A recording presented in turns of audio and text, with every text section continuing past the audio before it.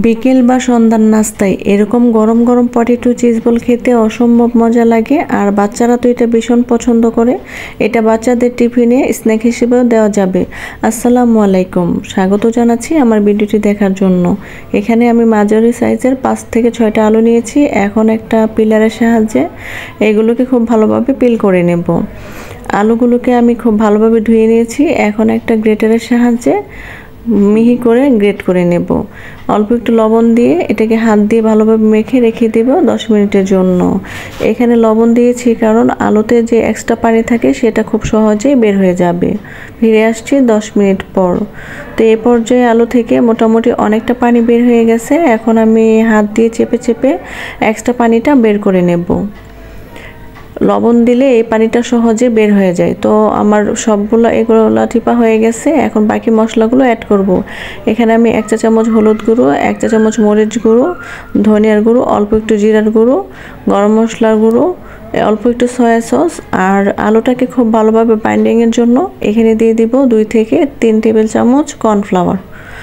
আপনাদের বাসায় যদি কর্নফ্লাওয়ার না থাকে তাহলে এখানে আপনারা চালের গুঁড়াটাও ইউজ করতে পারেন, আর চাইলে আপনারা ময়দাটাও ইউজ করতে পারেন। তো এখন এটাকে খুব ভালোভাবে মেখে নেব। এরকম আঠালো হয়ে যাবে। আর আমি ফ্রিজ থেকে চিজ নামিয়ে রেখেছিলাম, তো সেটাকে আমি এখন টুকরো করে কেটে নেব। আর এটা ভিতরে চিজ দিলে খেতে অসম্ভব মজার হয়। আপনারা চাইলে চিজ ছাড়াও বানাতে পারেন। তো আমি ভিতরে এরকম করে চিজটা দিয়ে দিব, তারপর হাতের সাহায্যে গোল গোল করে বল বানিয়ে নেব। তো আমি আরেকটা দেখাচ্ছি কিভাবে বানাতে হয়। আপনারা দেখেই বুঝতে পারছেন যে কিভাবে বানাতে হয়। আর কর্নফ্লাওয়ার দেওয়ার কারণে এটা খুব সহজেই আঠালো হয়ে গেছে আর বানাতে অনেক বেশি সহজ হয়। তো এরকম করে আমি সবগুলো বল বানিয়ে নিয়েছি। এই বলগুলো দেখতে মাশাআল্লাহ অনেক বেশি সুন্দর লাগতেছে, তাই না? এখন এগুলোকে আমি খুব ভালোভাবে ফ্রাই করে নেব। এগুলোকে ভাজার জন্য আমি একটা প্যান বসিয়ে নেব চুলাতে, আর তার মধ্যে দিয়ে দিব পরিমাণ মতো সয়াবিন তেল। তেলটা যখন মোটামুটি গরম হয়ে যাবে তখন আমি এই বলগুলোকে দিয়ে দেব। আপনারা যারা স্টিলের এরকম কড়াই ব্যবহার করেন যাতে নিচে পোড়া লেগে না যায়, তার জন্য তেলের মধ্যে অল্প একটু ময়দা ছিটিয়ে দিলে আপনার যা কিছু ভাজবেন না কেন নিচে লেগে যাবে না। তো আমি এগুলোকে খুব ভালোভাবে ভেজে নিচ্ছি। প্রথমে তো ভাবছিলাম চিজ বের হয়ে যায় কিনা, কিন্তু না, মাশাআল্লাহ খুব সুন্দরভাবে আমার বলগুলো ভাজা হয়ে গেছে।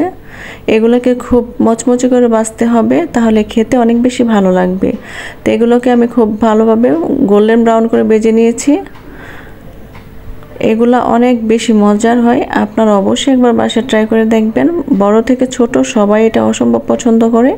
আর ভেতরে চিজ দেওয়ার কারণে তো এটা খেতে অনেক বেশি ভালো লাগছে। আপনারা চাইলে চিজ না দিয়ে এমনিতেও বানাতে পারবেন। আপনারা অবশ্যই একবার এটা ট্রাই করবেন। আর আমার ভিডিওটি যদি ভালো লাগে তাহলে অবশ্যই লাইক করবেন। আল্লাহ হাফেজ।